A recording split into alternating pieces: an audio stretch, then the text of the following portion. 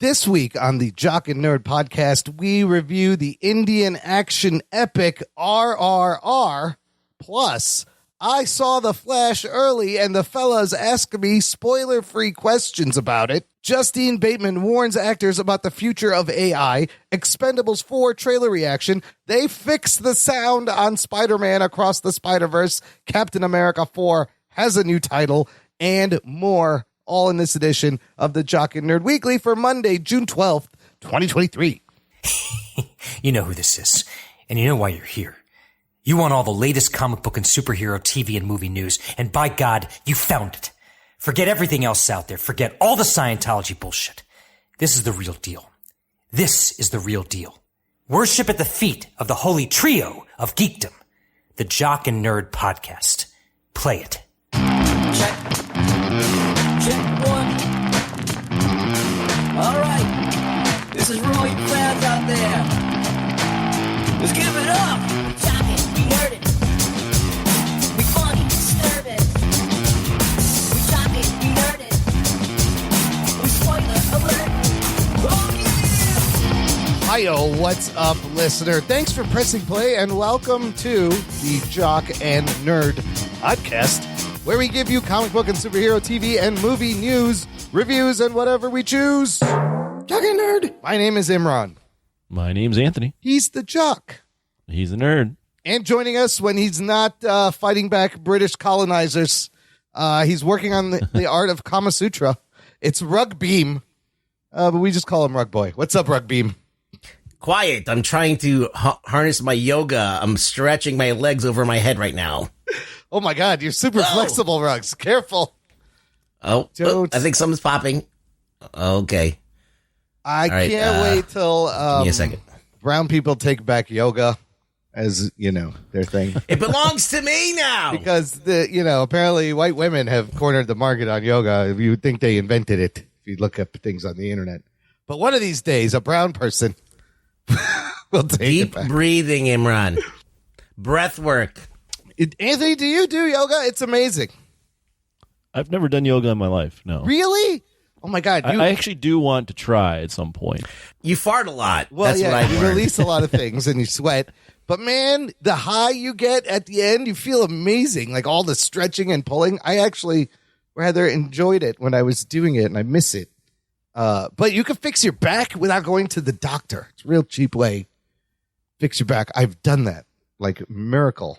It's amazing. Yeah, I'd like to go at some point. I just haven't worked up the courage to go by myself. You don't got to go anyplace. There's all sorts of shit online. You can watch videos. But that's half the experience is looking at the girls doing it. The place, there's a lot of these like newfangled fun. It's like you're going to a freaking nightclub. Oh, really? Yeah. Just.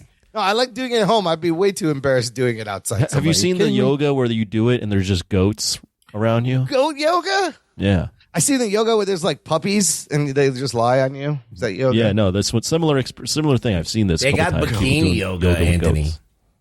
What's that? They got bikini yoga. Bikini yoga. Yeah. I want to do that like hot Bikram yoga, yes, where it's hot, like yes. that where the guy that's like way out of shape. I want that guy leading it. He's just sweating his balls off, just profusely dripping. There's a puddle on the ground on the yoga mat. Just go to Imran's house. I'll show you. Yes, I could do that. There's a puddle on the ground on the yoga mat, and the yoga hasn't even started. Yes, we have it. And now we're going to begin. It's curling up. He can't keep it flat because of all the liquid pouring up. His hands are all pruned up. His hands are pruned up already. I want my yoga instructor to either look like Imran or Dalsim from Street Fighter 2. And then, yes, either one would be. I'd be like, this is the experience. Either that, the guy has to be floating in the air. You don't want that Bikram dude because I think he got jailed for things. He did. I think he was doing Anyways, some shit this isn't the yoga podcast. Even though I highly recommend it, we have an action movie to review and some fun geek news to go over. Let's do it, you yoga bastards. The Jock and Nerd Podcast. There's Yoga Hosers by Kevin Smith. I've never seen it, but I heard it's good. I don't. No, it's not. It's not? Okay. Never. No. It's terrible. All right. We're going to start with, here's the big news this week, fellas. The big news listener, guess what? Yours truly, the nerd, has seen the Flash movie. Oh, shit. It exists. It's not fake. What? Yeah, there's a story. Here's the story, right? We mentioned last week they were doing a bunch of screenings across the country all week. You could sign up and get tickets. We had a screening through work. Normally, I hate these screenings because they overbook the shit. Oh, yeah. And you got to show up early, and the ones in Chicago are usually downtown, and I don't like driving downtown. You got to find parties. It's a fucking nightmare. But this one, through work, luckily, was at Rosemont. It was nearby where I work. It was perfect. It was Wednesday evening, 7 p.m. Was it reserved seating? It was not reserved seating, so you still have to get there early. But it wasn't that bad. The line moved pretty fast. They had a couple theaters that they were doing it in. So, oh, cool. Yeah, so it worked out. There was plenty of room. AMC 12, really nice theater. I had no idea. Here's the thing. I grabbed 2 passes. So this time I'm like, fuck it. I'm going to watch The Flash. Yes, hell yes. And I got 2 passes, and Anthony, you were not available, unfortunately. Sorry. I was not. I asked you first. Thank you. And then I was just going to go. And then last minute, I was like, I don't want to waste this ticket. What do I do? Let me select a randomly selected Jock and Nerd Patreon member that lives in Chicago. And that ended up being your boy, Jess Rivera. And that's apparently your boy. Shit. It's my boy, dude. It's everybody's boy. If you're in our Facebook group, which he's been in for years, he's been listening for years, like you feel like you know these people. And this is only the second time I've actually met him in person. And he's been listening to the show and supporting for years. But he's a fucking great guy. Jess is great. What a fun guy to hang out with. It was a lot of fun. Luckily, he made it. And, we watched this movie. So, of course, the movie comes out this week. We're going to review it, spoiler, next week. But I thought I would do this by having you guys ask me questions. Spoiler-free, of course. I'm not going to spoil anything. Okay. What do you want to know? I've seen The Flash. Question number 1. Does it end good? The third act is a chaotic, messy fucking thing. And actually, after I watched it, I left. For a long time, I was like, what the fuck happened at the end there? What was all of that? There's a lot of fan service. The third act, unfortunately, is not the strongest part of this movie, much in line with a lot of the DC movies. Let me adjust my question. Yeah. Does the ending kind of give any kind of a runway for James Gunn, or is it just ends this universe? Or it is a nice piece of closure to the Snyder universe. It does kind of act like that. You could see it like that, yes, with a couple of things they do. Okay. Anthony, what did you think of Michael Keaton? Oh, Keaton's fucking fantastic. Every time I heard the fucking da-da-da-da-da, I was like, fuck yeah. He does a good job. He's a lot of fun. Great performance. And it's great to see him back in the suit again.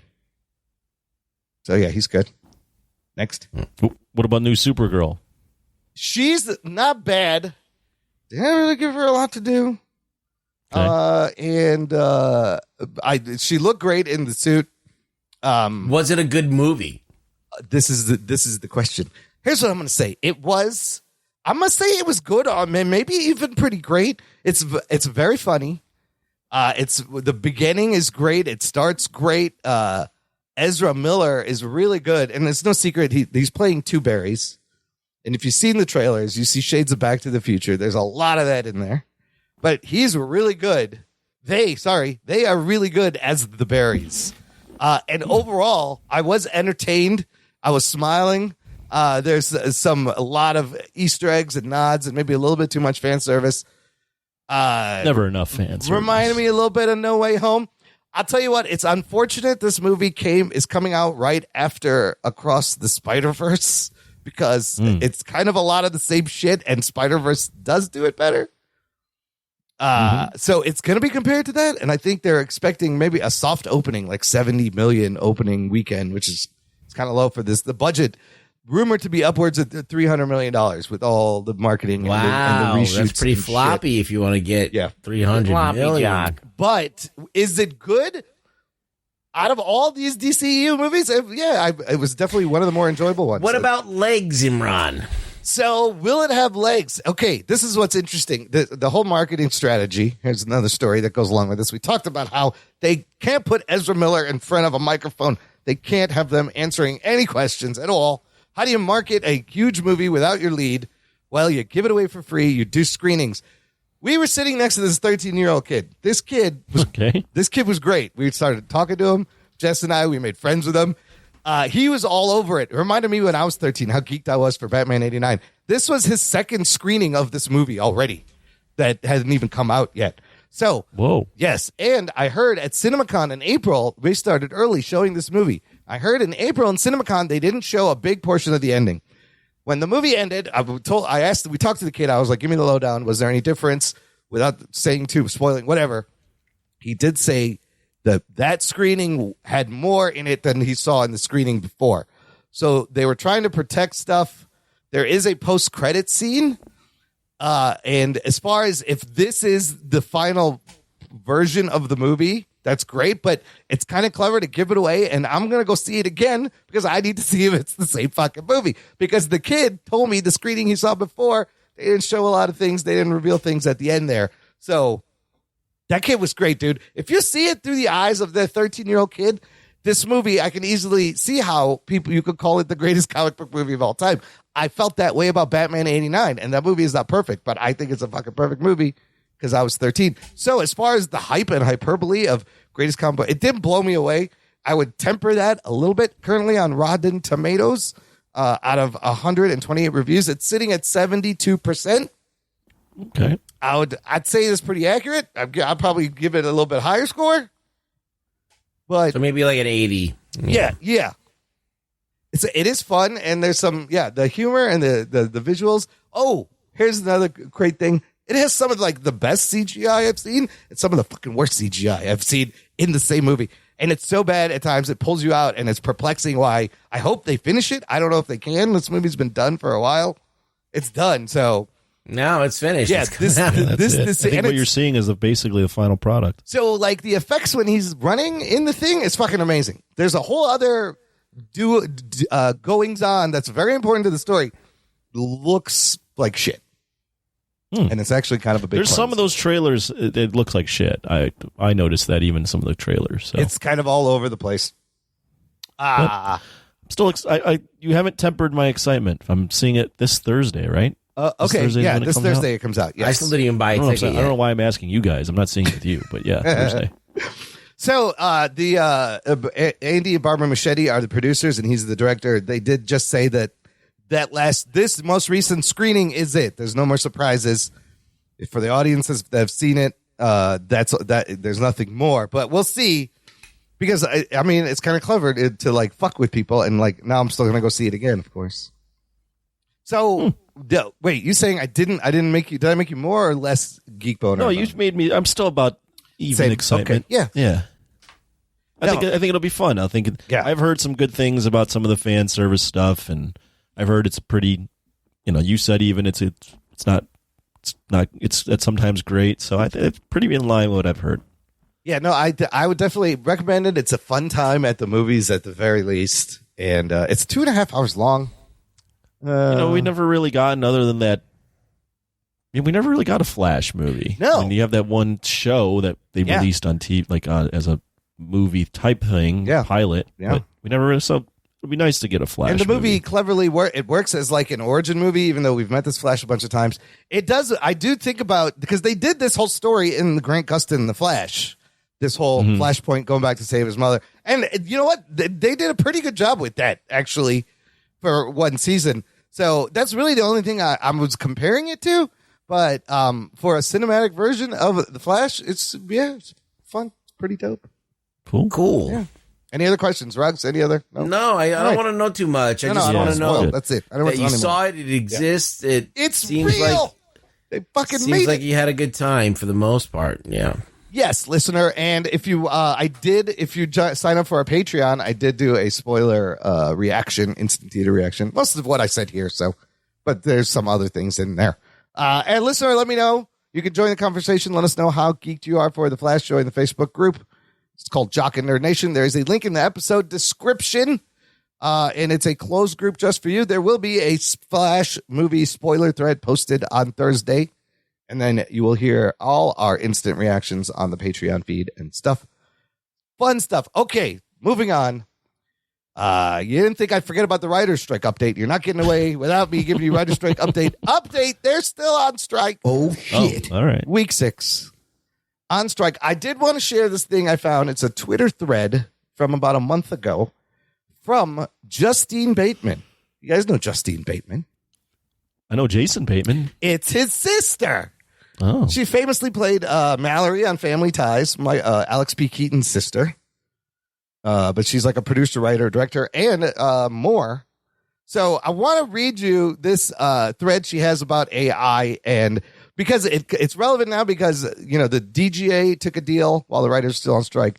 SAG-AFTRA, the Actors Guild, it's next turn. Their contract expires at the end of this month. They have already authorized their dude to call for a strike. Everyone has said, yes, if it comes to that, you can call for a strike. We're behind you. But they're going into negotiations. So this thread that she posted a month ago is directly aimed at SAG actors. This is Justine Bateman says, SAG actors, I want to talk to you about AI and how it will affect you. I'm a former SAG board member and former SAG negotiating committee member. I'm also WGA and DGA. As a coder and someone with a computer science degree, I want to tell you where I believe AI is going. She does have a degree from UCLA. It's pretty crazy. She says, 1, AI written scripts and digitally scanned actors, image and or voice both already exist. Some talent agencies are actively recruiting their clients to be scanned. You choose the projects and get 75 cents on the dollar. Your digital image can be triple and quadruple booked. So that bodes well for a 10%er. I'm not sure what that part means. 2, films customized for a viewer. Based on their viewing history, which has been collected for many years, actors will have the option to have their image bought out to be used in anything at all. 3, films ordered up by the viewer. For example, quote, I want a film about a panda and a unicorn who saves the world in a rocket ship and put Bill Murray in it.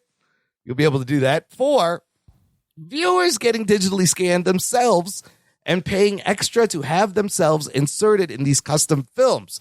Imagine you're like, she says 5, licensing deals made with studios so that viewers can order up older films like Star Wars and put their face on Luke Skywalker's body and their ex-wife's face on Darth Vader's body, etc. 6, she says, training an AI program on older hits TV series and creating an additional season. Family Ties, for example, has 167 episodes. An AI program could easily be trained on this and create an 8th season. We only shot 7. And she finishes by saying AI has to be addressed now or never. I believe this is the last time any labor action will be effective in our business. If we don't make strong rules now, they simply won't notice if we strike in 3 years, because at that point, they won't need us. Addendums. Actors, you must have ironclad protection against the AI use of your image and voice in the SAG MBA, or your profession is finished. Demand it from SAG-AFTRA and do not accept any AMP-TP proposal that does not have it. Needless to say, no IATSE crew members, no Teamster drivers, no DGA directors will be needed. At first, these efforts will be run by software project managers, and eventually even they won't be needed. Yeah. Do you think she's close? I feel like a lot of this is dead on where it's going. Yeah, she's dead on. Isn't that 100%. creepy? Isn't that crazy? Yeah. Well, not crazy, because I've been talking about this since like a year ago. Yeah. Like that this AI is going to be able to do... They do these things like, oh, can AI do your job? They're like, no, I can't do it yet. But yet, it's like getting very close to being able to do like literally everything. And we're only privy to like, the AI that we can use. Like there's other proprietary AI that's far more directed at certain tasks. Yeah. And they can do them very well. So I feel like in 10 years, there's going to be massive replacement in the workforce by AI. Massive. So, like they could even take our voices and make a fake podcast. Oh, absolutely. There's enough of us. I could feed it in and it could absolutely AI generate its own thing. Sure. Anthony, think about the future. How cool would it be if you're like, I want to watch The Matrix and I want to be Keanu, and you watch The Matrix and it's you as Neo. Whoa. I mean, those... I can't even wrap my mind around that. That's close. I gotta be honest. When you were reading this, I was going, maybe I'm just dumb, or I'm just not paying attention. But I don't really understand all this stuff that she's saying. So it's hard to even wrap my mind around all of it. Okay. That being said, I did see a comment that I want to ape. Yeah. Where someone said it's funny that Hollywood has been warning us about AI taking over, and now it is. Like they Yeah. were the first ones that were saying. James or one of the Cameron. first ones, with like Cameron and Cameron knew it was coming. Matrix and all this stuff. And we were making movies about AI taking over, and That is here we eerie. are. That is. I don't know if it's good. I want to see how this all plays out. I don't really have an opinion on it because I don't really know the ramifications yet of what's I'll what's leave it at happening. this. When the profit motive is at play, shit's going to happen. Because when you live in an investor-based society where you have quarterly meetings for your investors and you got to show growth and whatever, and all of a sudden you realize, hey, we can just fucking save like shitloads of money, millions of dollars, and we don't have to get permits and sets and this and that. We could just generate everything inside a computer now because it's gotten that sophisticated where we can just generate people, generate their voice, generate everything. Yeah, I've seen it. In real time almost. Yeah. That's going to be a fucking different world we live in. What That's was that? all. Was that the Unreal Engine? What was that demo we watched where the dude scanned the lady's face talking and like within 5 minutes had a fully rendered version? And that that's looked just now. photographic. Yeah. Imagine in 10 years. So that's one way to think about it. Somebody said this, and because like Photoshop came out with in their beta generative fill where it's wild and you can expand photos and it fills it in. People are losing their mind. But somebody, I was watching all these videos. Somebody said this, and it puts it in perspective. Is that right now, as good as the software is, right now is the worst AI is going to be at any point. It's meaning it's only going to get better by leaps and bounds. And at its worst right now, it's pretty fucking amazing. Well, think about this. At a certain point in time, we were creating the AI. Now AI is creating itself. Yeah, a and little it's bit. getting faster, Yeah. and it's doing it better, and it is solving the problems quicker, and it's getting around all this shit that we used to have really struggle with. The only thing is that you need a person at the end of the day to kind of quality control it. Yeah. And that's basically it. And then you need someone to collect the paychecks and to collect the cash. But, you know, And that's it. Your point is, I think the actors, they need to think this far ahead, even if this sounds like science fiction to them now. They need to put things in place because I can see, yes, rolling up a movie. Like in Mid-Journey, you can roll up an image, they call it rolling or spinning, of show me this actor in these clothes at this period in this style, and boom, it's there. We're a short jump away from, give me a movie with Tom Hardy, it's an action movie, he's a ninja, and it's set in Chicago. But you could already do an animation of that. Yeah. You can already do it. It's just not perfect, but you can. I think the Corridor crew did that. Oh, They used yes. AI. Yeah. And I forgot what it was called, but to create an animated film. Yeah, they also did the thing where they were able to take their footage and turn it into the Spider-Verse type footage real quickly. I'm just wondering if people will like doing that, though. I don't know. It sounds like a lot of work, right? You got to be Well, like, I'm saying oh my also, God. will people like not like knowing that they just made this, but it's not really like when I listen to AI music, for instance. Yeah, I think what's it's cool. that like? You do listen to it? but I don't. I'm not jamming it in my car. Right now, at a certain point when you're not going to be able to distinguish the two. Well, I can distinguish. I know. I mean, I know. Like for instance, I've listened to them have them do Tupac and Notorious B.I.G. do the N words in Paris. Yeah. Kanye and Jay-Z, and it sounds exactly like them. Yeah. But I think it's cool, but I'm not playing that. Like I don't want to. I know that it's not a song they actually made. They're gonna have to like tell us, Right. Until you can't just sell this to us and be just like, hey, this is this person. this is this person. When we know. Well, I think it that's what the wasn't. argument is for now. Like all this pushback, you need to create boundaries about what you can do with technology, and there's got to be rules. There's got to be the ability to track images back to where the sources are, and give those people credit. So let's say I create an artwork, and then you create a movie, but you're definitely influenced from my artwork. I should get a little piece of that. Yeah. Yeah. You know, if you could the art track. is going to be the hardest, right? Because the artists are like the lowest on the totem pole when it comes to media. Right. But that's the thing. So if every piece of art that you upload into the internet is encrypted, that encryption, you can't get rid of it. So it'll be trackable who's using it, even if it's an iteration of it. So NFT technology needs to be embedded so that everybody So knows. if we can figure out how to take NFT technology and lock it into things, including your likeness and your style of music writing or style of writing, if you can figure out a way to kind of, maybe you can remonetize, you can get money for nothing, which would be amazing. Like, you already created all this shit. Now, Right. as people use it as an influence, now you get money. Residuals based on your avatar or AI. Holy shit. Those videos like Michael Jackson singing Bohemian Rhapsody they're amazing. Like, have you heard those where like they just run, instead of the Freddie Mercury vocal, it's run through AI and it sounds like Michael Jackson. And I'm like, he never sang these songs, but it sounds so convincing.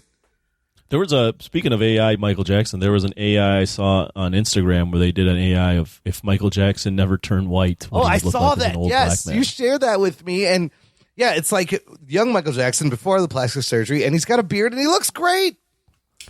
Then I saw the comments and they were like, well, he would still have white skin because he had vitiligo.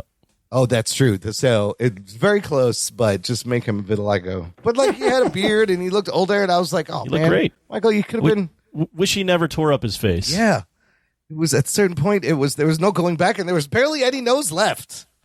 Yeah, Just kept fucking thing, shaving it yeah. down. What are you doing? What are you doing? Yeah, and Anyway, he had some kind of a... The day There was something going on you think mentally. AI music will just be on the radio or like on Spotify and a huge at some point? Like, that'll be great. That's what I'm talking about. Is I don't know if I would necessarily want that. Because I think go ahead. you're a millennial. Like, these Gen Z and the next generation, they don't think like we do. They don't give a fuck about anything, about the originality, or they think everything belongs to everybody. Like, As long as they it don't, bumps, it'll be fine. yeah, they don't even believe that, like, As long as it slaps. creation belongs to the creator. They don't even believe anything. Okay, So, that doesn't make any sense. so they don't care. They really don't give a fuck. They whatever, as long as there's a TikTok about it and it's popular, then okay, it's then we're good. Well, I don't know if you guys remember this, but in 2014, they did a hologram at Coachella of Tupac. Remember that? Yeah. I And they remember had that. Snoop Dogg Yeah. interacting with the hologram Yeah, and stuff, and that that was was crazy. kind of like a Yeah. AI thing they already had going on. Yeah, I wonder why that didn't catch on. Are they still doing hologram? But it didn't catch on, shows? right? So, People? Yeah. It's just but not- maybe it was too early. I don't know. the technology's definitely gotten Well, better. no, they have it in Japan. They have that virtual character that's very famous. I forgot what her name is, but Oh, really? it's like, yeah, it's a CG character that sings, and people go and watch concerts of her. Wow. See, that's what's going to happen. They're the future. You just got to look to Japan. Like, that shit is what's Well, gonna Japan, be- but Japan, when you go to, not that I've been to Japan, but every time I talk to people that have been to like Tokyo, they're like, it's just that culture is so in the future. Yeah. Like they have their own thing going on.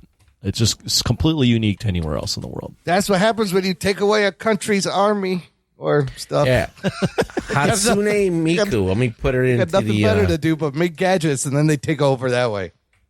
See, that was a mistake. Imagine an alternate history. Anyways, yeah, no, interesting. I mean, every day I'm fascinated by where this AI shit is going. So, let's switch gears. Talk about an action movie that is coming out this year. I just put out a trailer. It's the Expendables 4, everybody. I'm going to admit to not having seen any of these movies, but I've watched this trailer. But this, Seen none of them. Wow. I've never seen them. But this cast is wild. First of all, before we talk about the trailer, it's directed by this dude who Scott Whoa. He directed Need for Speed. This cast is crazy. Jason Statham, 50 Cent, Megan Fox, Dolph Lundgren, Tony Jaa, Iko Uwais, Randy Couture, Jacob Scipio, Levi Tran, Andy Garcia, and Sylvester Stallone. Holy shit. Oh shit. Quite the cast there. Anthony, you watched this trailer? You watched these movies? What'd you think of this? I've seen 2 of the movies. Are they good? Seen 1 and Are they 2. worth watching? I've seen parts of 3. Are they any good? No, but they're kind of fun. Some of them are better than I think for me 2 is the best one that I've seen. They didn't make our Just because tournament list. No, it didn't make our tournament. Two has Stallone, And Van Damme. Schwarzenegger, Willis, and Van Damme. Oh and there's my a God. fight between Van Damme and Stallone, Oh which my is God. great. Okay. 2 50-year-old men just beating the shit out of each Yeah, other. I want to watch that. This is like the marks where they're kind of taking the baton and giving it to Statham. 'Cause Okay. you notice Stallone isn't the lead; it's Statham in this. But as far as the trailer itself, a lot of names that, if you like action throughout the last 30 to 40 years, you'll recognize. That being said, the trailer for me looked super B-movie. Yeah, it does kind of. Like, the joke wasn't really funny. Yeah, they're degrading. Yeah. This, I mean, quality. Bad, like really CGI. Yeah. The way they're cutting scenes and putting them in the trailer. I don't know. I mean, Megan Fox is in it. Megan Fox hasn't been a relevant actress in 10 years. So... don't have high hopes that this is a good movie. I agree. There's some explosions and some fighting, but I was like, okay, what is this? There's a boat tipping over. Ruggs, what's your take on the 4? Do you like this franchise? Expendables, it's okay. You got a lot of old action stars. You got Stallone. You got Lundgren. You got Statham. You got a bunch of people that used to have Jet Li in it. I think they swapped out some other Iko Uwais and Tony Jaa in there. So they're trying to keep it fresh with new people coming in and out. And the movies aren't like terrible, but they're not amazing. They're just kind of like okay. And it was nice to see Stallone and Van Damme share the screen in the Expendables too. So it's like sometimes you get like that fan service that you've been waiting for forever. You had one that one had Chuck Norris in it too. Oh God, yeah, that's right. Yeah, okay, so they got everybody. Chuck Norris just shows up, blows up a bunch of stuff, and leaves. Like, I mean, the writing is terrible, but it's just you're not watching it for the writing. You're just watching it to see just macho shit happen. So they're not great movies, but if you want to watch that wish fulfillment of seeing Stallone and a bunch of new guys like. A Tony Jaa screen with Iko Uwais. I mean, that's great. That got me excited. I wish they showed more of them. Yeah, that was where I was like, oh, it's kind of cool seeing Statham and Iko fighting on a bridge. Yeah, Iko Uwais looks like he hasn't aged a day either. He's Asian. Yeah, it don't crack.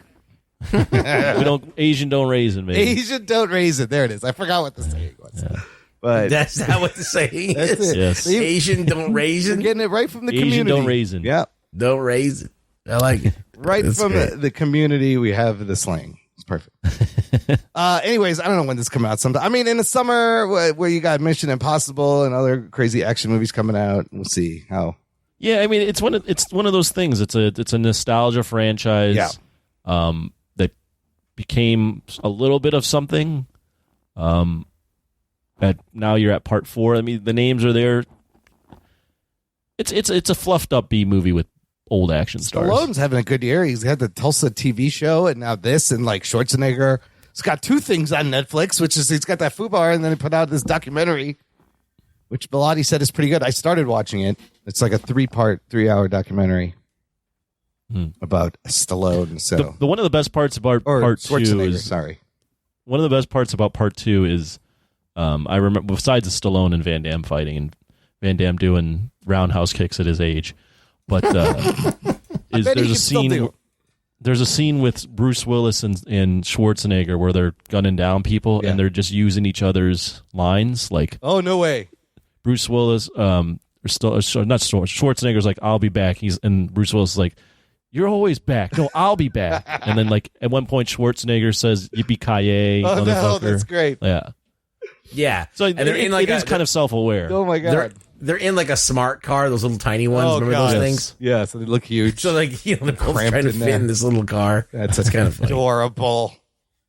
Yeah, and you get a scene where you have Stallone, Willis, and Schwarzenegger all talking to each other in a church, awesome. and it's cool. the kind of movie you just watch, have a beer, just like not take it too seriously. It's not like you're not going to wow anyone with this movie, but it's I just don't know how long you can keep doing that.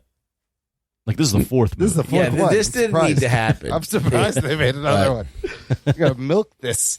And They're really we'll see how its box office is when it comes out. I'll tell you who's having a great box office right now. It's the movie we reviewed last week, Spider-Man Across the Spider-Verse. Doing really well. From Variety, it says, after less than 2 weeks of release, Across the Spider-Verse has surpassed the entire box office run of its predecessor, 2018's Oscar-winning Spider-Man Into the Spider-Verse. after this weekend, the comic book is sitting at $226 million domestic and $390 million globally. It is Sony's highest grossing animated release in history. So yeah, in 12 days, it has made more than the first movie. That's very good. Wow. I congratulate them. And it absolutely deserves it. And in our review, we talked about the audio issues that everybody seemed to experience. The mix was weird. The music seemed louder. It was a little low. Some of the dialogue was buried. Well, guess what? Don't worry. They've fixed the print and they've Oh my God, they must have gotten so many they complaints. have sent an updated, improved print with theaters. And so Sony says, "Oh, it was only a handful of theaters," is what they said. Bullshit. Every person that has gone has told me. According the to same. Variety, quote, all the prints of the movie have now been updated. So you know what? How did they make that? They had to spend a shitload of money to double you know the what, prints. though? I think nowadays with digital film, like I think you just send them like an updated file. Like you could probably just send them like a firmware update or just upload it and they download it and it's fixed, right? It just replaces it if it's all digital. I don't know. But they're not just sending them canisters of film anymore. I mean, I bet old school people like Nolan still want to send him film, but this movie is entirely made on a computer. Why would there be? You could just send a digital fucking file. It's already digital. It Wow. was never on film, except for the film parts, but that's probably digital. I'm glad they made the improvement because that audio was awful. What does it make you want to? Maybe now people go see it again so they can hear what the fuck actually they were saying. But no, I think with digital film, it just makes it easier. And then the other bit I wanted to mention is the producers have said that the next one, Beyond the Spider-Verse, is going to conclude Miles' story in animation. It'll be a trilogy. If they nail that one, we have possibly one of the greatest superhero trilogies on our hands ever made, easily. But I feel like they're saying the animated Miles is done and he's going to make the jump to live action. Would you guys want to see that? I feel like he is poised and popular enough that absolutely they should just rest those movies because it takes a long time to make them and bring them to live action. What was the question? Do you again? want to see him in live action or just keep him animated? Miles? Yeah. For some reason, I thought you were asking if we wanted to, because I saw something online where the guy that plays Miles, Yes. Shameik Moore, wants to be Miles in live action. I thought you were asking that for some reason because I was looking at something else. That's a good question, too. We could talk about that because I thought that was interesting. Well, to answer the question you didn't ask, that I asked, Yeah.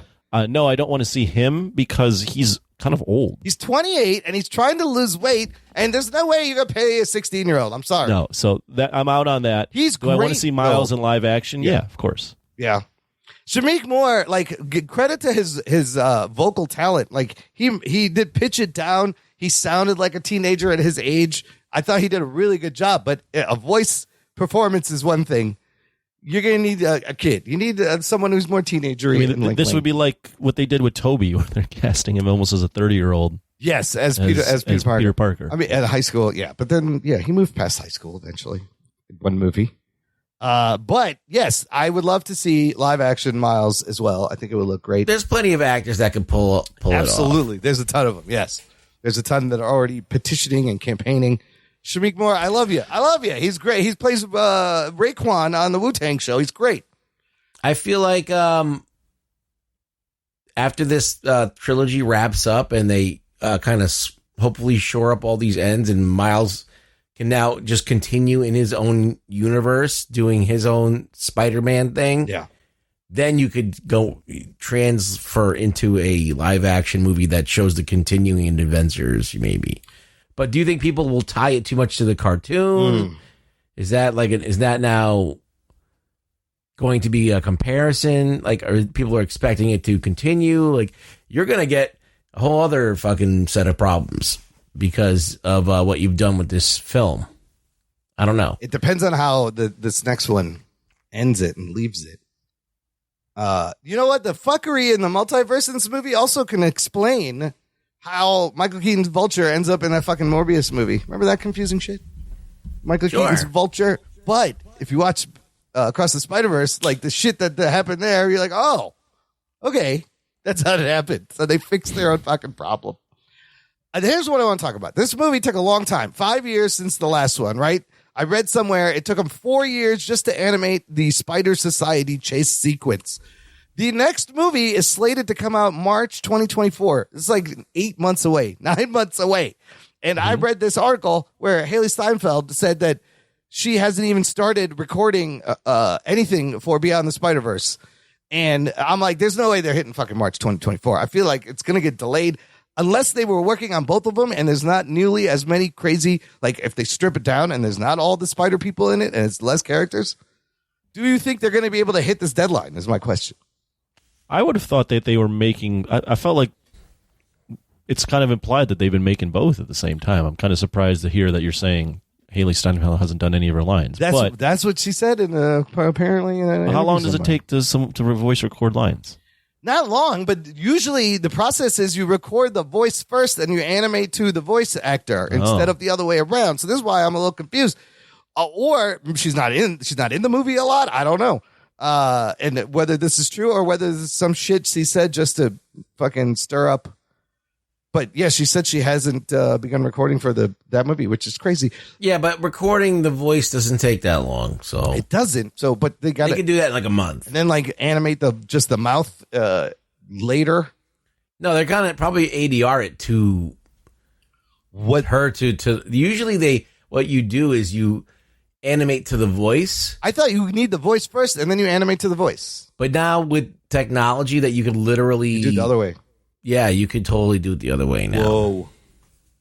I mean, 5 years is the amount of time it usually takes to make one animated movie of this level. So they're working on 2 in this, and then add another year. Hopefully, we'll see. I predicted maybe delayed a little bit because, at least give yourself a year. 9 months, that's crazy. Once it's done. Okay, last thing. Some news from about a week ago. Captain America 4. Which had the title New World Order, is now Captain America Brave New World. Oh, New title. That's it. They kept 2 of the words and changed 1. Well, because the New World Order is always going to be Hulk Hogan, Kevin Nash, and Scott Hall, baby. The new World Order. Oh, speaking of wrestling, I saw a rumor that possibly, spoilers, Seth Rollins... Yeah, he's in this movie. Yeah, he's in this movie. Playing he's a professional wrestler. That's a confirmed thing. Oh, that's confirmed. Yeah, so he's possibly playing a character named Cobra, not from G.I. Joe, but Serpent Society villain or something. I heard that. Yeah. So Seth Rollins. All right, good for him. Good for him. Look, they had George St. Pierre in the other one. Every movie, they either get an MMA guy or a wrestling guy in the movie. So I don't know. What is it? Does that say anything? New World Order to Brave New World, which makes me think of Aldous Huxley and Brave New World in 1984 and those kind of things. They should have just went a whole new world. New world. Anthony Mackie on a magic carpet. There's some things you never do. There's also posted a photo back set with Anthony Mackie and Harrison Ford palling it up there, doing something. Oh, yeah, he's the Red Hulk, right? He is the President General Thunderbolt Ross, Red Hulk Ross, whatever. President Ross. I think they've wrapped shooting and stuff. So, yeah, now it is called, that's it. It's called Brave New World. Brave New World. Get ready. Change all the stickers you made. I don't know. What if you had it penciled in? We're going to change it again. Yeah, change it again. All right, we're going to take a quick break here, play some promos, come back, and talk about a bonkers action movie right after this. After these messages, we'll be right back. What's up, guys? Gerald from Two Peas on a Podcast here. Are you just sitting there thinking to yourself, man, I really love some dude in his garage sitting around talking about arbitrary countdowns and his favorite things in the world of movies, music, and TV? Well, guess what? That's me. Please look me up. My name is Gerald, and I am from Two Peas on a Podcast. If you want to subscribe to my countdown show, I have a different co-host every week. It's often someone from the world of podcasting or entertainment. and we go through our top 5 favorite things in whatever that week's category is. You can find links to all of our content, subscribe via your favorite podcast app, and follow us on social media. The easiest thing to do is just head to our website, which is www.2peasonapod.com. I hope you look me up and join the party. It's a lot of fun. See you soon. Attention podcast listeners and YouTube watchers. I'm Logan, the host of Mostly Superheroes, a weekly pursuit for the world's best stories with an emphasis on live-action superhero stuff.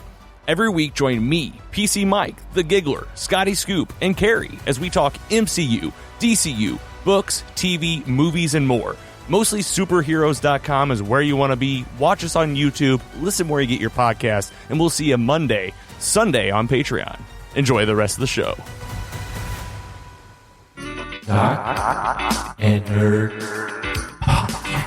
Listener, if you enjoy the show, you press play here with us every week. You join us. It's a good time to join our awesome fan club on Patreon. Jock and Nerd. Visit jockandnerd.com/Patreon, where you can give back your love and adoration in the form of currency, either monthly or annually. And you get benefits. There's a bunch of tiers. There's an exclusive podcast feed just for our Patreon members, where the shows come out early. We do instant out of the theater movie reactions. You can hear my spoiler-free flash instant reaction from the screening earlier this week, and then there'll be more as the fellows watch the movie, and I'll give you my what I thought the second time around. You get Discord benefits as we do a monthly meetup on Discord to geek out and hang out. This month's Discord is Thursday, June 22nd. 8 p.m. Sign up today, and you can also pick a movie for us to review and do it just for you. We'll do whatever you want. Almost. Sci-Fi, they haven't got me to take my shirt off yet. No one has given me enough money. One of these days, though. We'll do it, though, if we get enough money, right? Yeah. Oh, yeah. It's going to have to be a good How much is the rate? How much is the rate to get your shirt off? $50,000. I know. I don't know. I'm cheap. I don't know. We'll see. Well, let me think about it. But also on our Patreon, you can hear about how we picked the 40 films for our upcoming 21st Century Action Movie Tournament with John Bellotti Jr. We're going to figure out what the best action movie of the 21st century is. So this week, we are reviewing one of those films. It is on the tournament. It is the 2022 movie RRR. Here's your spoiler alerts. Strap yourselves in, you fucks. Spoiler time. Again, I am very excited to review this, just like last week when we did a Spider-Man movie. Now we're doing this Indian Telugu language movie from Tollywood or Bollywood. They call it Tollywood because of the Telugu, but anything from India, I'm going to consider Bollywood. RRR stands for many things in the different languages this movie is dubbed in, but for English and Hindi speakers, it stands for Rise, Roar, and Revolt, in case you were wondering. On Rotten Tomatoes, RRR currently 95% tomato meter, 8.3 out of 10, 94% audience rating. Great numbers. The movie was made for a budget of $72 million. This is the most expensive Indian film ever made at that budget. And it goes on. So it did make a lot. I think it made 165 worldwide.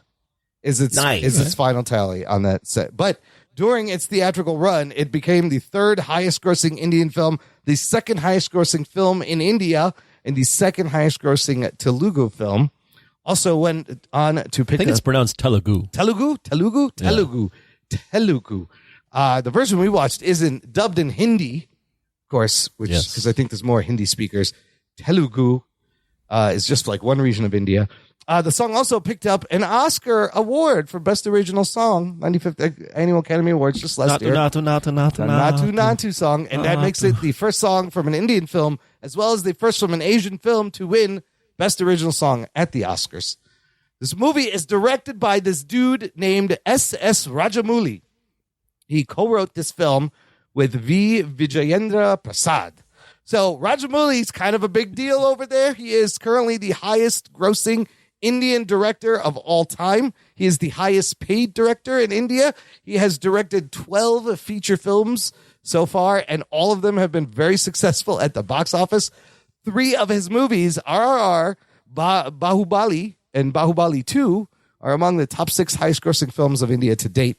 And all 3 were also the most expensive Indian films ever made at the time of the release. So that sounds like a couple of like American or Western directors, right? It's always the biggest, a little bit like Cameron. There's a little Cameron parallel there. Starring a bunch of Indian actors. But really, the 2 people you want to remember these guys' names, I think they're going to be huge. N.T. Rama Rao Jr. playing Bhim, and Ram Charan is playing Sitarama Raju. Mm-hmm. Those are your 2 main characters, and these 2 guys, we'll get into it, but I'll put them in a Marvel movie in a second. Let's get them. Let's get them in there. They have all the qualifications. Anthony, you finally sat down, and this movie is a little over 3 hours long. Yes. It's a long movie.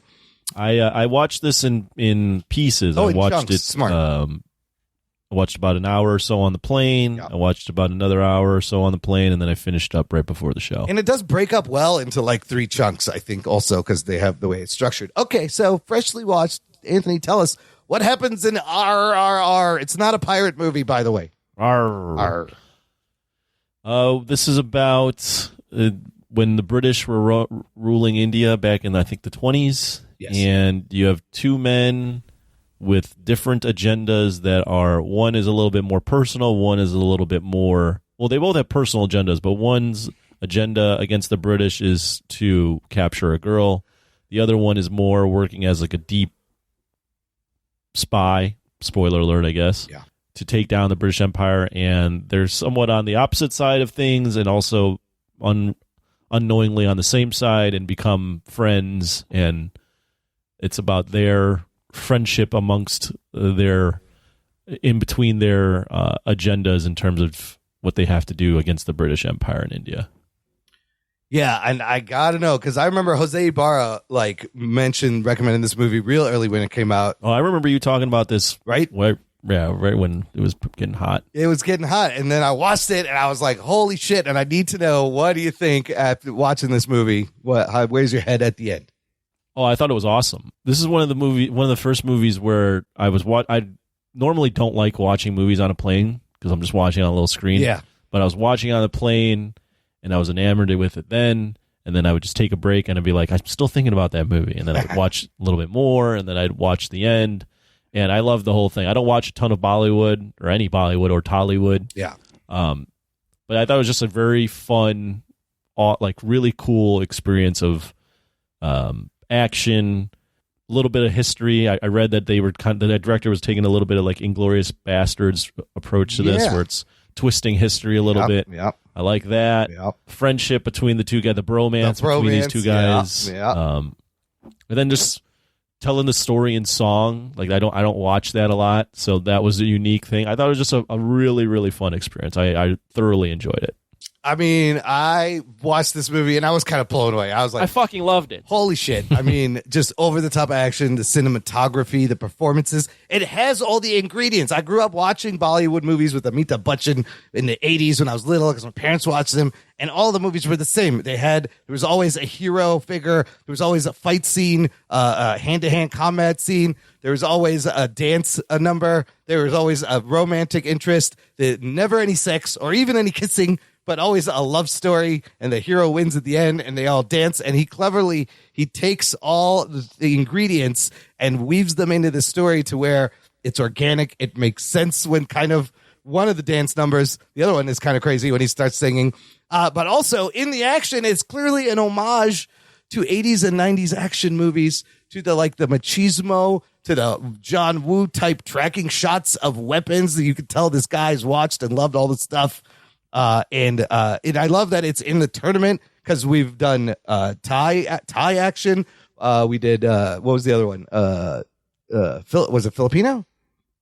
No, Indonesia, Thailand, and now we got India showing up in the tournament, in this international tournament, and it's just a fucking wild, epic movie.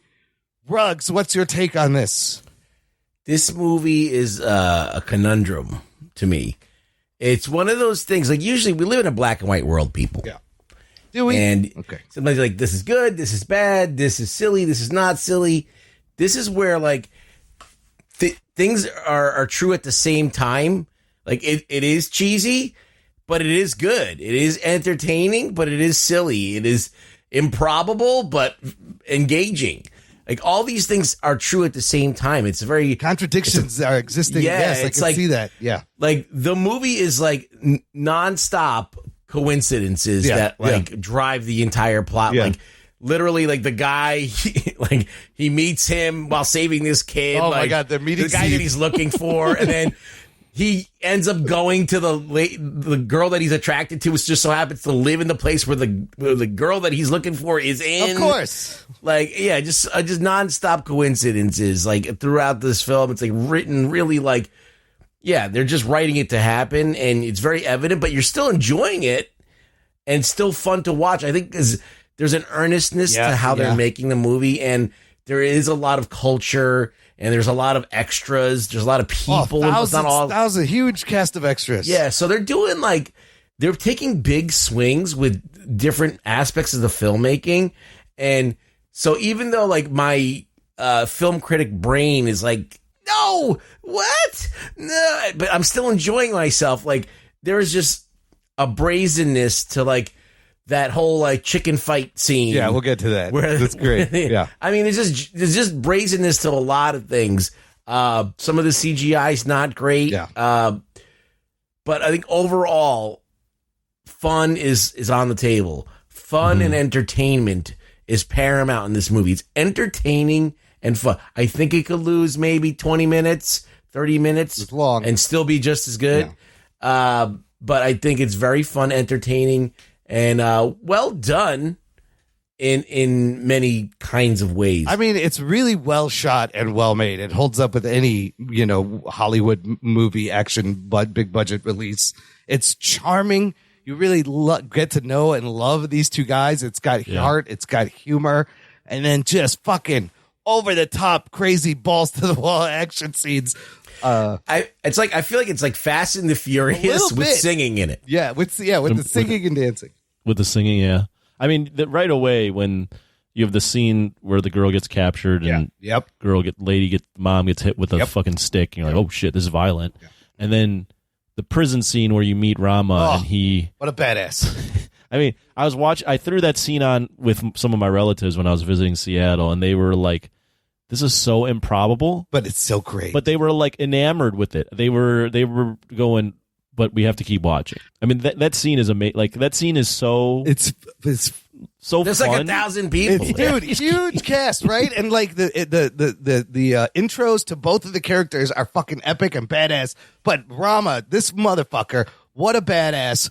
You watch him fight his way through thousands of rioters to arrest a guy and bring him back. And you know what? This could have been gotten very messy very quickly to shoot this. There's literally hundreds, thousands of people. You can follow everything that happens, even in the wide shots. You see Rama in the crowd. Yeah. You see people, and then like it's cartoony but effective, where people start flying out and there's a lot of blood. And what a fucking badass. And he goes back and just stands back at attention. I feel like he's definitely up in the contention for best mustache. Oh, absolutely. With Wilford Brimley and Borat. That's a strong mustache. Yeah, very, very strong in the mustache category. I love that scene when that scene when they come underneath him and everyone's piling on him, and you can see him working his way out of the pile. And he's like twisting some guy's hand and then like hitting someone in the foot. Yeah. He's just like, it reminded me of like the scenes in The Raid, like some of the big brawling battle scenes where there's a bunch of people. But the fact that I could follow all of it and it did not get a mess, and these wide angle shots are amazing. And then you follow that up with Beam's introduction, right? This is the cop from the city, and then you have Beam from the forest, the tribe where they stole the girl, and this whole wolf tiger chase trap scene is fucking, of course, completely impossible. This dude is jacked and strong enough to hold back a fucking tiger in a net, but it also respects the tiger.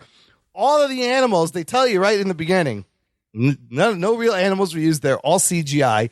Some are better than others. I thought that the CG on this tiger wolf, this scene is fantastic because there's only one tiger, where later there's like a bunch of animals and it gets a little shaky. It's better here than it is there. I mean, I wouldn't say it was fantastic, but I think the movie is kind of shot in a way that's almost this hyper reality. It's almost like 300 type shot, the way they shot it.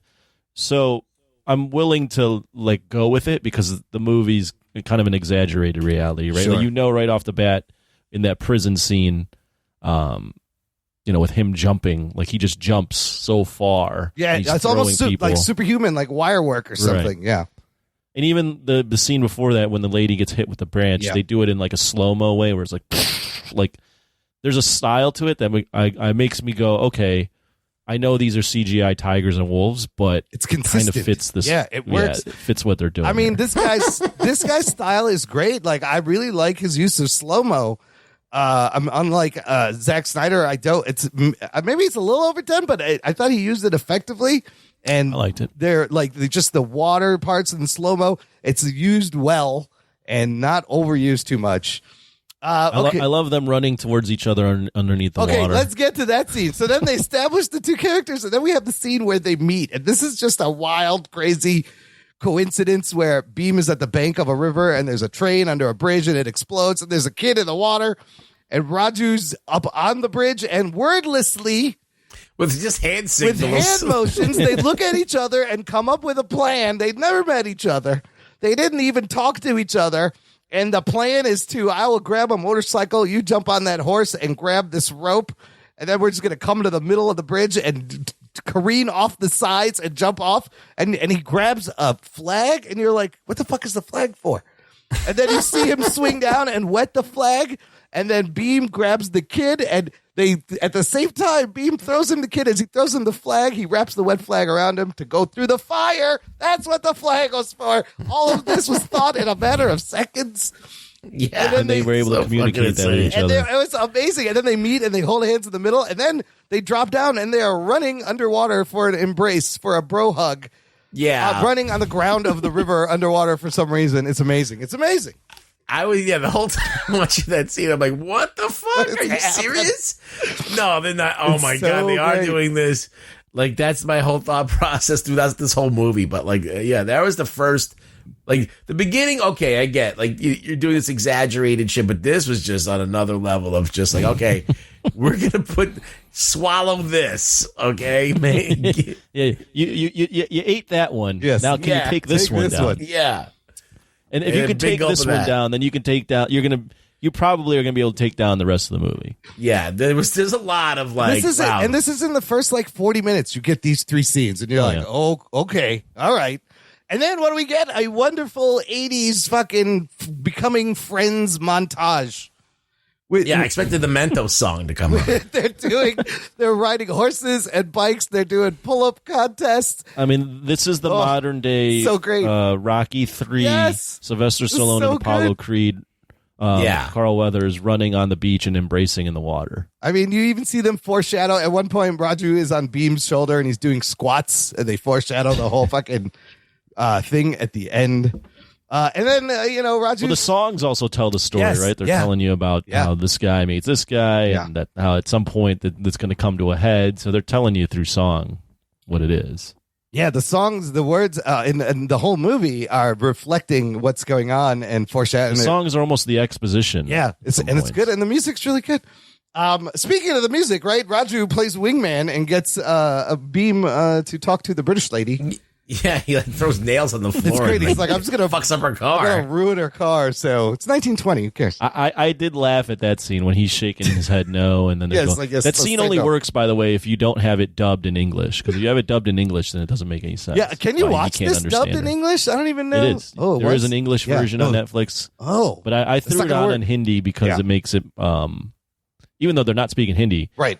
the fact that you're alternating between the two languages makes it a little easier. I think to, the actors dubbed themselves over in Hindi also. So interesting. Yeah, because there's so many dialects in India, and Hindi was great because I understood a lot of it. It's very similar to Urdu, like almost exactly to the Urdu Pakistani language. So yeah, you need to watch it in Hindi. It's great because there are British characters who speak English, and then we get to the dancing. I did love that joke where he thought her name was "Don't call me Ma'am Sab, it's just Jenny." And he's laughing at him. It's like, oh my God, what I a like long that name. too. It's really funny. Like that Beam is just like adorable, right? He's fun and Raju's a badass.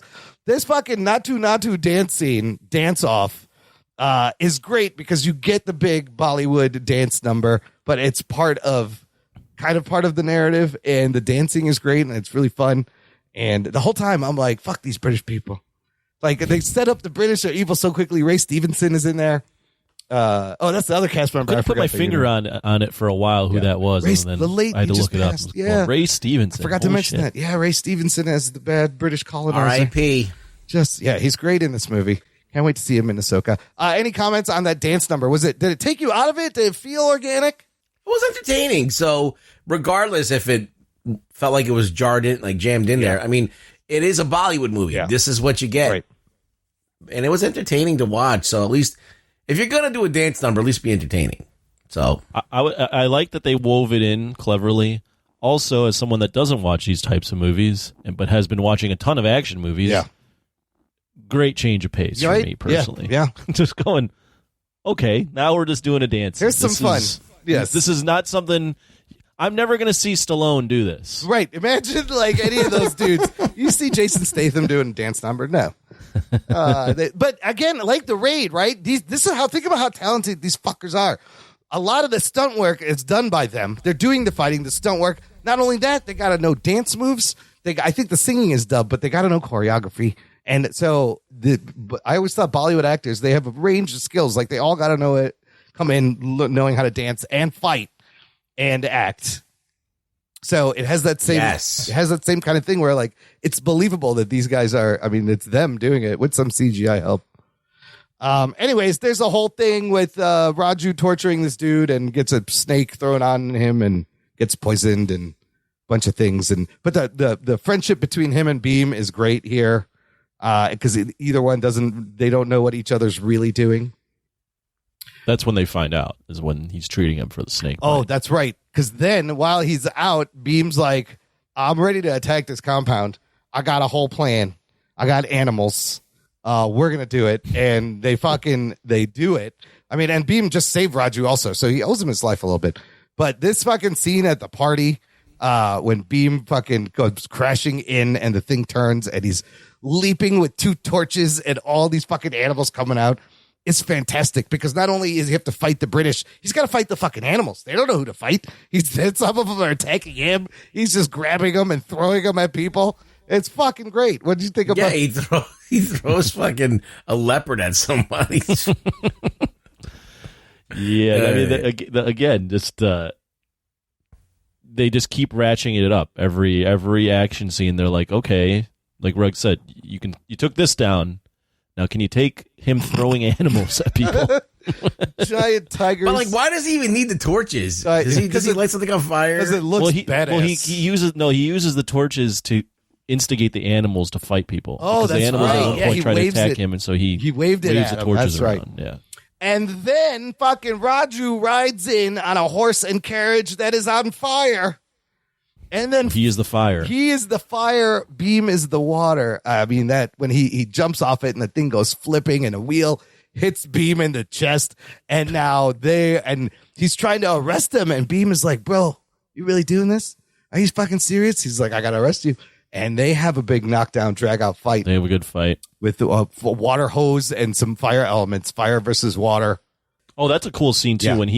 When Raj is holding the fire sticks and Beam is holding the water hose and they're using it against each other. And all the hoses behind him are going and at this point there's fireworks going off in the background also. So there's fireworks shooting everywhere. These two fuckers are going at it.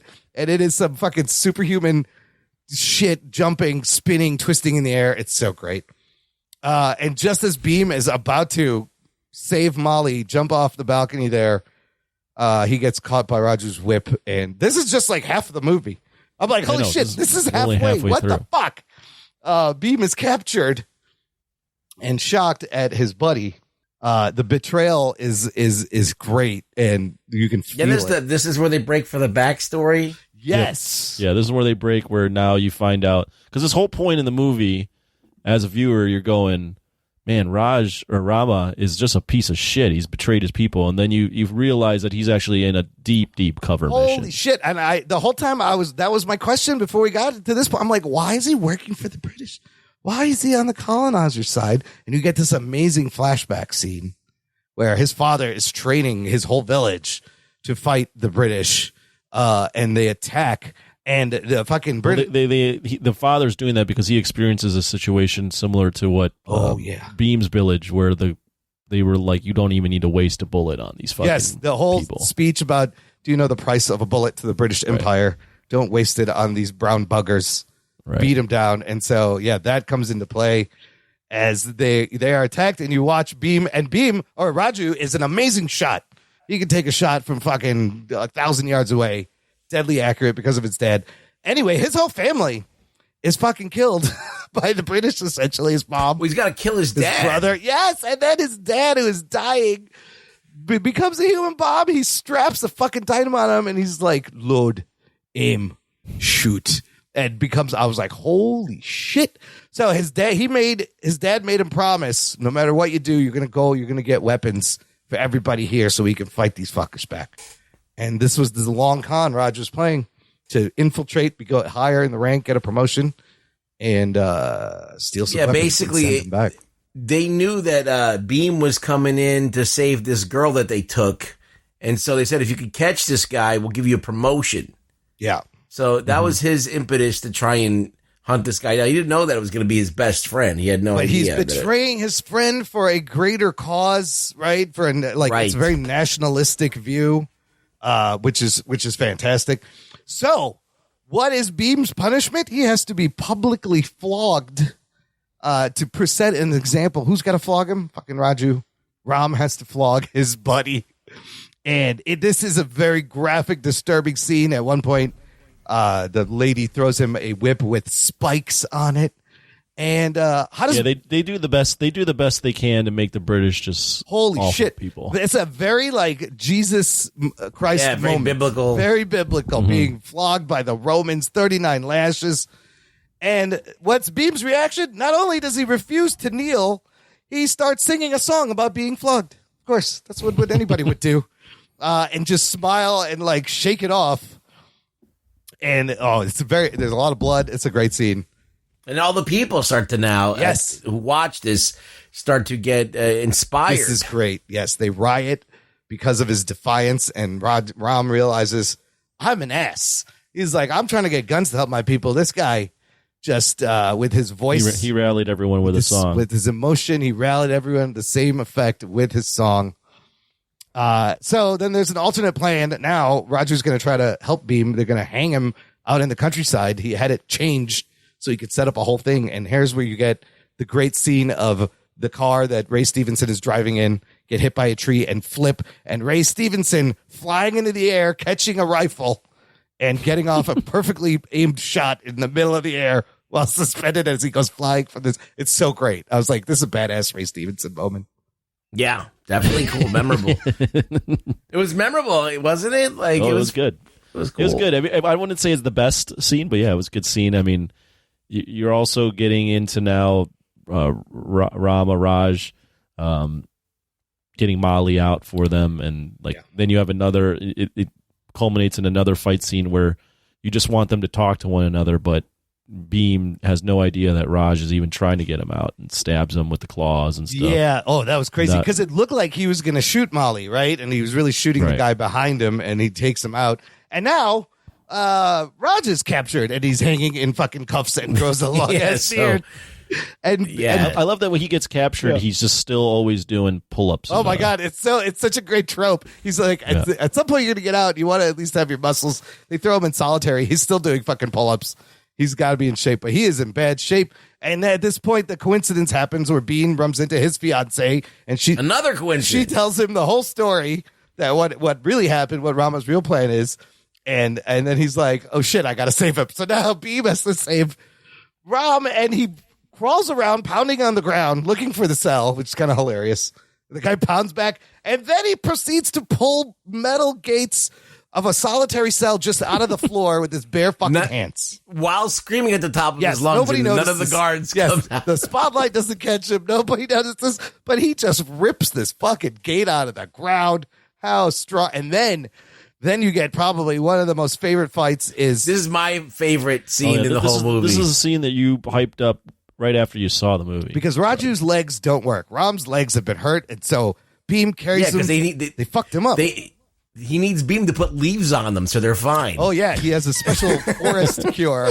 Special That happens forest later. cure, exactly. So to help him escape from the prison, Ram is riding on Beam's shoulders, and now some of the most outlandish fucking physics that don't work shit happens, and it's fucking amazing. He becomes like a giant monster, like out of Mortal Kombat or something. I mean, yes. I mean, that would be the absolute worst plan, right? Is to put someone on your shoulders to escape a prison. Like, you're going to get shot so easily. Nope. But instead, they're running around. They're throwing torches at one another. One's like punching while the other one's torching.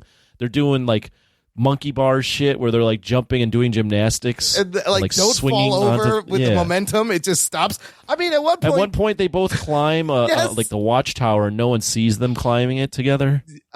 While he climbs it while he's on him, Ram has 2 rifles at one point, and he's leaning back and shooting 2 at once, while Beam has 2 guys in his hands. Beam is like throwing people through brick walls while a guy is on his shoulder. It's amazing. The way I'll say this, like, a lot of the stuff that in the movie, I've seen similar things. Yeah. This is the thing that stands out as a unique thing in this movie. Now, there might be some kung fu movie from like the 80s that has something like this too, where like there's a guy who has no legs and they help each other out. There is a movie that they do it something like that, where there's like literally a guy with no legs and a guy with no arms, and they fucking team up together.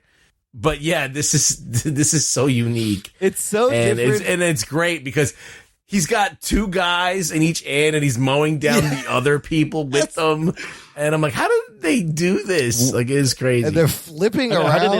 How do they think of the things that they have them do, and where it is crazy, it's implausible, yet your eyes just accept it. You're like, this is the movie now. This is what it is. I was having a conflict the whole time. I'm like, this is so stupid, but why do I like it? Because listen, in the vein of contrived action scenes, this is a fucking work of art right here. Like this. I mean, this scene.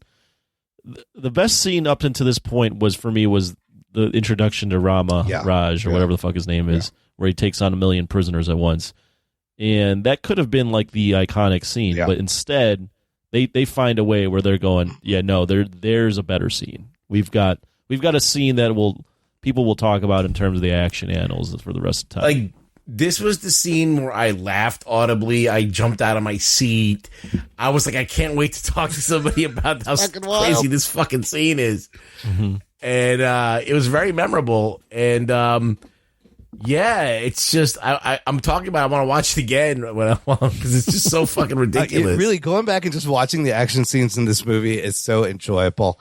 And that takes us to the last final scene where they've escaped to the woods, and the British Ray Stevenson has sent everybody out to get them. He's healed them up, and just fucking Rama is this badass Indian bow and arrow fucking superhero in his red cloth. That his intro like silhouetted with fire behind him, and he's just fucking killing motherfuckers with bow and arrow. They get the arrows from the statue. Oh yes, and the bow. Those are actually these are actually real people in Indian history. Well, these 2 people, yes, were based on real revolutionary people, but Beam is a real person. But they never met. They did things separately. So he's imagining what would have happened, just like in Inglourious Bastards, where Tarantino imagines what if Hitler just got killed.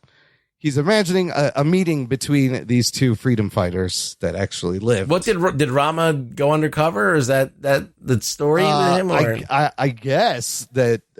So here's a quote from SS Rajamouli.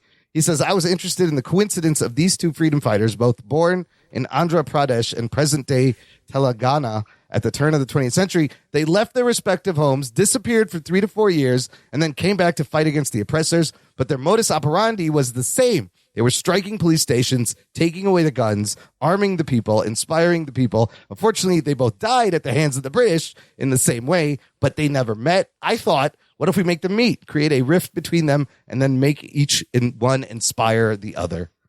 So it's kind of a fun way to play with history and make a fucking badass action movie. So what? Then you got fucking Beam catching motorcycles and throwing them at people. He's carrying that motorcycle over his head, and at one point he has it in like one arm over his head. Yeah, it's just, and he swings it around, takes out a bunch of people. I also like when there's parts of this where Beam is like kicking or punching people and they're flying in the air, and as they're flying in the air, Raju is arrowing them through the chest. Yes. It reminded me of Van Damme in fucking Hard Target, where he's bulleting people and then roundhouse kicking them in the face. It's like, Absolutely. we're overkilling these people. Yes, they do that all the time, and their tandem fucking moves is fucking fantastic. I mean, you got So him good. shooting arrows through the fire. No, there's the scene. Putting grenades on the arrows. Yes, the to shoot 'em. grenade arrows are badass. Just fucking blowing shit up. There's so much awesome contrived action happens in this third act that each one you're like, holy shit, I can't believe he just did that. I think he grabs a guy and he throws him, or Beam grabs a guy, throws him against a branch that's on fire. The branch breaks off. Rama catches the branch and takes a swing at a guy on a motorcycle, all in like one fucking fluid motion. It's beautiful. It's so beautiful. And I was thought a lot about John Woo in this with the tracking shots of the arrows and the way. Yeah, there are a lot of shots of arrows flying through people. And then these guys are victorious, and he ends up going back to his village. They rewrite with the history. Weapons. They rewrite history. Ram returns with weapons. Beam goes back and helps them out, and then there's a big dance number at the end where they sing about everything they did again. Big dance number, and the British girl. Oh, she's there. She's there singing in Hindi or Telugu, and now she's just in love with Beam. Yes, they're a couple, and Ram's got his fiance, who cleverly helped them by telling the cops everyone has smallpox. I thought that was a great moment also. Very smart. Yeah, I mean, in summary for me, it was just such a fun experience. Like the entire movie, even in the parts where it gets a little more dramatic and a little more brutal, I was just grinning ear to ear. Like this movie, actually, I wasn't grinning. Like that'd be kind of a weird way to watch it. Just be grinning. Like, but I was very happy the entire time. And I think a lot of it it's just an amalgamation of things, but I think at the heart of it is I really enjoyed these two guys' friendship. Yeah. I enjoyed their bond, and I enjoyed the coincidences that lead to things, and then the things that are motivating them, and how like they're intertwining with each other. I just thought it was a really fun experience. The character arcs are great. I've never seen anything like this. Yeah, me neither. I was blown away. I just thought it was epic and just fucking ambitious. And he took a big swing and he nails it. And the character work is great. These two guys are jacked. When he's holding the tiger back, every fucking vein is popping. Put these guys in a superhero costume. They'd be great. Both of them have amazing physiques. They're just like badasses. And we need to get you on that level, Imran. Oh man, if I could have a body like Beam, body by Beam, he should start a whole program. And I think this is the first time these guys have worked together in a movie, and they've done other movies, obviously. But yeah, no, I fucking love this movie. Let's just rate it.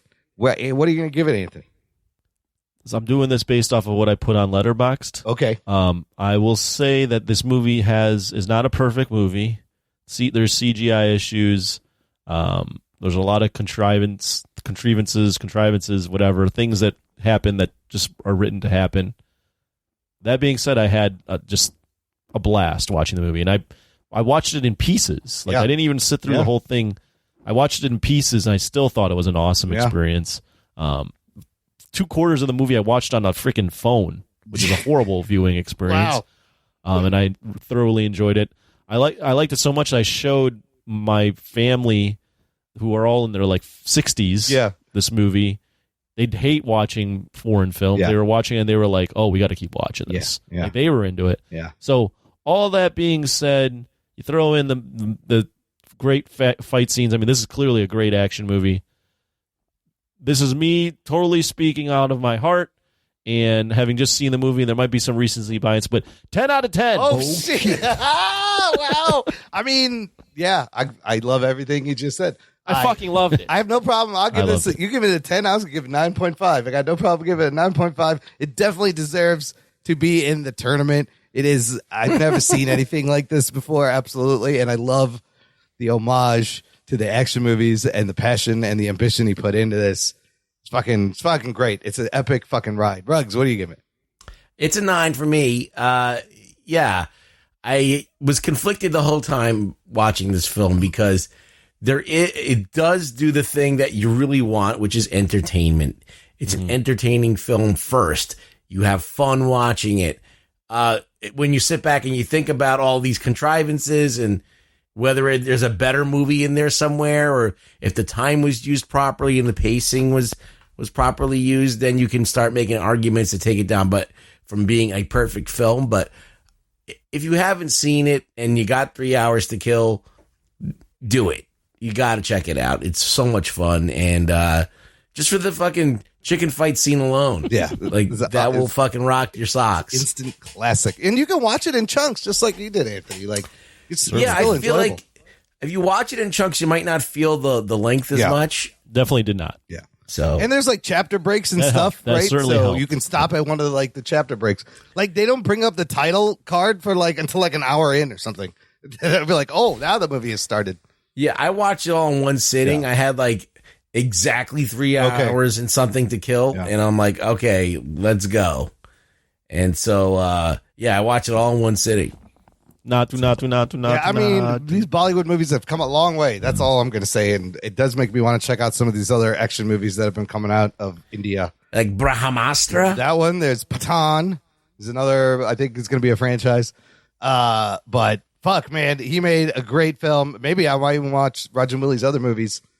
But this was huge. Like the world was talking about this. So I think this is a big get for him. It caught on. It caught fire. Yeah. Well, you know what? The story... This was a great universal story because it's about oppression and heroes rising and then friendship. There's a lot involved here. And maybe they could have done something more with the love story because it was kind of like there but wasn't. Other than that, but it had a lot going for it. A lot of things that you could latch on to. I think the love story was fine. Like they didn't need to do. It was just enough, right? And it's like there's always an element of that in there in a Bollywood movie. So, well, the love story really is those two guys, like their love as far as their friendship. Yes, for one and another. like two guys just showing how much they care and love for each other unabashedly. Brotherhood. And there's like machismo. Yeah, exactly. Like they got the machismo of your '80s Stallone and Schwarzenegger going on. It's great. It's great. All right, let's do some news from the nation. It's time for news from the nation. It's time for news from the nation.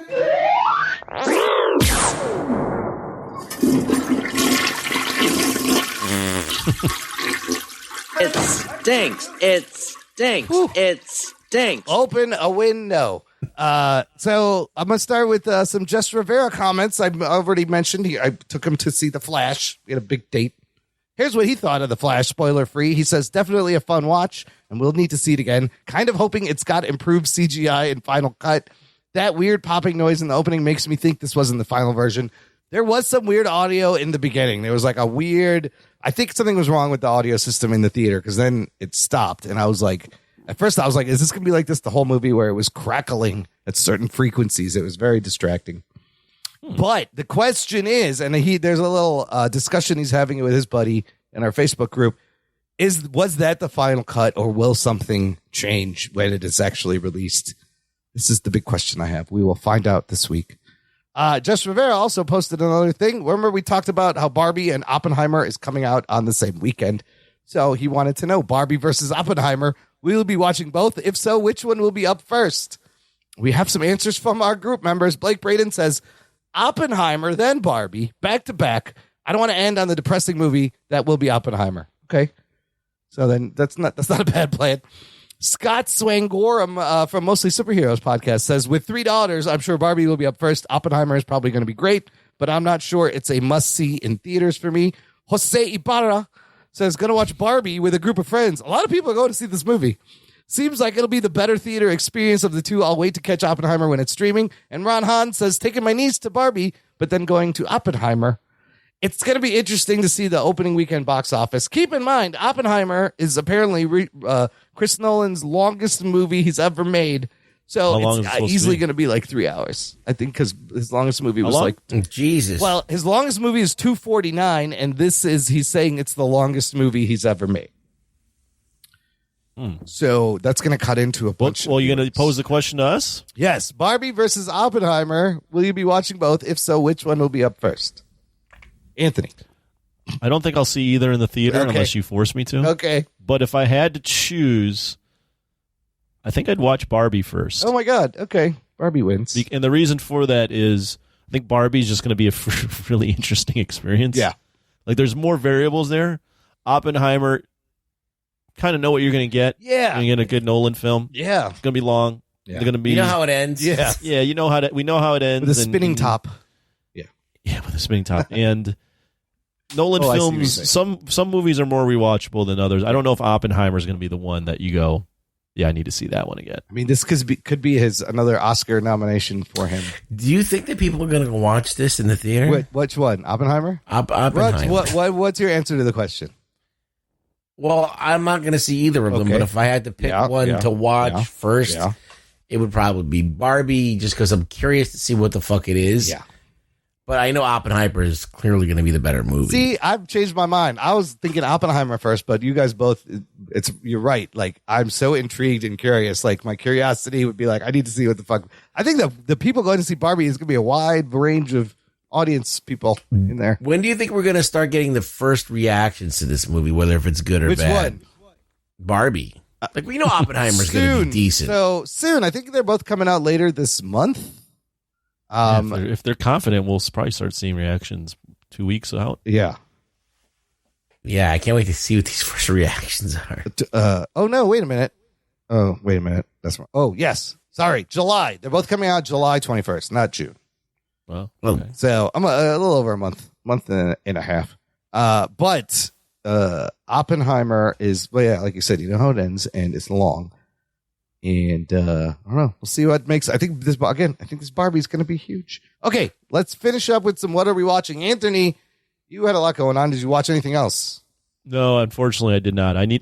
I will say, we are doing our tournament we're recording it on June 26th. Yes. I wrote down how many movies I have to watch in the next 2 weeks. I have 10 movies I still need to watch in 14 days. So I got a bunch. We're going right up to the finish line on this one. Yeah, I got a bunch also. Even though I don't have a vote in the tournament, but I want to watch all of them. Yeah, they all need to be watched. And I got a bunch still left. I did one this week. We'll talk about it in a second. Ruggs, what about you? What'd you watch? I rewatched The Transporter. Oh, there you go. Jason Statham, that's on the list. Oh, getting all oiled up, fighting people. It's a brisk 98 minutes, and it's all you need. You just watch Jason Statham break his own rules and then fuck himself and then have to beat up everybody to my favorite part of that movie is when they blow up his car and he shows up to the house and just kicks everybody's ass and then takes a car and leaves. And I just thought I think that's hilarious. He's like, he's like, all right, I got a car again. I need a car. I thought that was great. I love the girl just being like, yep, I just want to bang you now. Like in the middle of all of this. And then him having the oil on him and fighting people in the garage, I thought was really fun too. Yeah, there's a lot of fun. The ending, kind of him on the plane and jumping on the fucking back of it's not the best ending, but like I think that the movie's got a lot going for it, and it was fun and it was charming, and I like the French policeman and everything. I like the whole thing. All right, so it's still still kind of holds up. Okay. But what about you, Imran? Did you watch anything? Well, besides The Flash. Here's what's happening. I watched The Flash. We will review that next week. Tomorrow night I'm actually recording an episode of 2Ps on a podcast with our boy Gerald Morris. The topic is top 5 Denzel Washington movies. We're going to do a top 5 list.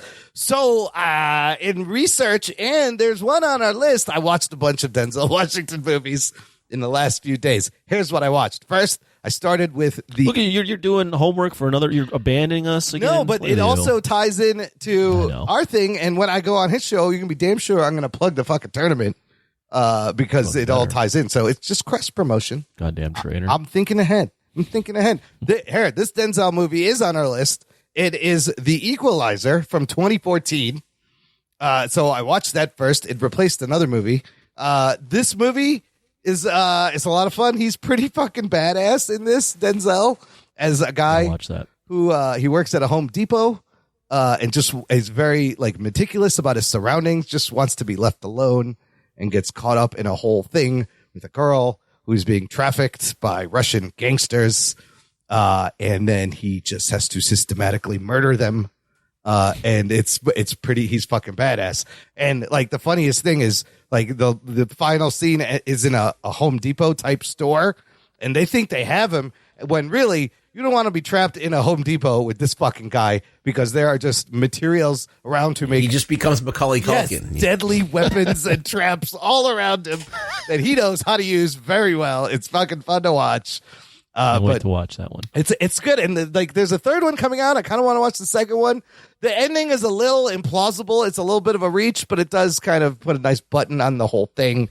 And he kind of starts his business. This is based, of course, on the TV show. In the 80s, the Equalizer was played by an old white man, Edward Woodward. Right. And he had a classified ad in the paper that simply said, "Are you in a tight spot? You need some help? Call me, I can help." And people would call him and he'd have to go fucking fuck shit up. In this one, at the end, he it's a Craigslist ad. So they kept that same thing. And now he has a Craigslist ad where you can ask for help and he's going to come fuck shit up for you. Then I watched the movie that this movie replaced, which is Tony Scott's Man on Fire. Mm-hmm. And that movie, also great Denzel performance. He plays a drunk, which he does in a lot of movies. There's like a running theme in a lot of his movies. But yeah, and we took it out, and I think I agree. It's more of like I was going to ask you, that was my call? Was that the right call? I think so. It is more of a thriller. There is, Yeah. I mean, I can't even think of there's like one action, but it's a lot slower paced, and it's more just tense thriller of him hunting people. The both of the movies, he's kind of like a John Wick, hunting people down. And the twist of like, you don't know if the girl is alive or not for the whole thing in the end. Like it works very well. I love Tony Scott's fucking style, the graininess, the tight shots, the fucking harsh lighting. It's great. I know you. Yeah, I do like it as well. But more action though. Which one? Equalizer, or Man on Fire? I think Equalizer technically fits in more with what we are talking about in terms of action driven. Man on Fire really only has that one scene where he shoots the rocket, and like when they kidnap the girl. But those are very short scenes. Yeah. The rest of the movie is more him hunting people down and questioning them and torturing them. Equalizer definitely has a bunch of fun scenes where he is just meticulously straight up murdering people. They almost make him like a superhero. There's a thing they do where it focuses in on his eyes, and then quickly it cuts to things around the room. In this one scene, he's with like Russian gangsters, and then he's just suddenly you see there's a guy with a gun over here, there's a corkscrew over here, that guy's got a knife over there, and then it cuts back to him, and he looks at his watch and he goes 16 seconds, and fucking takes him out in 19 seconds. He was close. Well, I felt like if we're going to take out a Denzel movie, we got to replace it with a Denzel movie because Denzel he's a great actor. He's fucking also fantastic. a pretty solid action star. He's done some stuff. That Denzel he's such a range. He can do everything from a drunk fuck up to an inspiring hero to a romantic lead. Sometimes all of these things in one movie. The man into Shakespeare. He's done lots of Shakespeare. He's fantastic when he does Shakespeare. So Man on Fire, solid movie. And then a third movie that I saw kept popping up on lists of best Denzel movies was a movie I didn't catch. It was called Flight. 2012, Robert Zemeckis. Is that the one where he's a drunk pilot? Yes, he is a drunk, fucking drug-addicted dude who is a pilot, and the beginning of the movie is fantastic. It sets him up as a fucking drunk who's getting into a plane, some shit happens, and he has to pull a crazy fucking move to save this plane. He inverts the plane and flies it upside down to level it. Holy shit. And ends up crashing it. And then you are left with this amazing moral conundrum, right? The plane it didn't malfunction because he was drunk. He is the only pilot that could have pulled this off and saved everybody. But the NTSB is now, it's the whole investigation into this and him trying to stay sober, which he does a really bad job of during I love this when they whole give thing. him the bumps of coke so he can like straighten John himself up. Goodman is in here as his drug dealer, and this fucking guy is such a piece of work that he can't stay straight for his own hearing and just has a bender the night before, and it's got to do blow to straighten himself up to go testify. And then the last scene where he breaks down, and it's fucking great. But you're like, if you were on that plane, he saved like 96 lives. Yes, he was drunk. Should have been flying. But he's the only guy who could have saved us, and he did save us. I just think fate worked out that day, and you just don't question it. But does he deserve to go to jail? Because what he did was break the law. He needs to go to jail, but he's a fucking hero. Maybe he should get like a little bit of a break because he saved everybody's life. So it's great moral. It made you think about how would I think about this guy? And Denzel is great at playing all sorts of stages of inebriation. Well, Imran, let's save because you're going to do a pod on it. Yeah. Like, let's save your Denzel, your top 5. Yeah. No, you got to listen to the show. What's your favorite Denzel movie, Ruggs? Talking to me? Oh, yeah. I like a lot of them, but I mean, that are not action movies. Yeah. Just Denzel movie. Yeah, I like, what's the one? I forgot what the one that he's in with Matthew Broderick. Glory? Is it? Glory. Yeah. I really like that one. I think Virtuosity is pretty fun. He has done so much. Yeah, those are 2 good ones. Book of Eli is pretty cool. Yeah. Oh, yeah, Book of Eli. Yeah, but I mean, I think Man on Fire is one of my favorite ones as well. And Flight's good. He's in like literally everything he's in he's great. If you look at the list of movies, he is absolutely like great in every single movie. Like there's no bad performance. Anthony, what would you do? Put number 1 Denzel movie. I love Training Day. That's a fucking great one. He won the Oscar for that one. This one doesn't get as much love, but I liked it. I liked John Q. Yeah. John Q's really good. Remember the Titans? It's a good one. John Q, like another great character that. American Gangster. Yeah, he plays as Frank Lucas, the Hurricane. I mean, he was in the He Got Game. He was in the Bone Collector. He's great in Spike Lee movies. He's great in Tony Scott movies. Crimson Tide. Malcolm X. The Hurricane. Yeah. Oh my God, he's got every movie. Every movie he does. He's one of those where when he picks a movie, he's picking it intentionally. I mean, fucking Who's in the Malcolm X. Oh my God, Philadelphia with Tom Hanks. Fucking incredible performance in that one. Like Malcolm X and Crimson Tide. Yeah. Oh shit. You're gonna have to listen to the episode for my top 5. I know like my top 3, 4, and 5 are getting hard to put in there, but I will definitely plug the tournament and somehow get. He's one of those that he doesn't have many duds. He's never bad in anything. I mean, in the movies he's never good. Like, he does good. He did 2 train movies. He did Taking of Pelham 1, 2, 3, and Unstoppable. Yeah, he loves the train. There are a lot of themes that he does. Like he's drunk. He's in a lot of these, or he's really inspiring. Sometimes both, or he's a hitman, or he's an inspiring drunk hitman. Any combination. You just fucking roll it around. He could do it. Inside Man is great. Like, oh my God, just all Antoine Fisher. John Q, the desperate character he plays that's down on his luck, and just you buy it. You buy everything that comes out of his mouth. Yeah, he's good. He's great. One of the greatest living actors of our time, easily. Oh yeah, for sure. Yeah.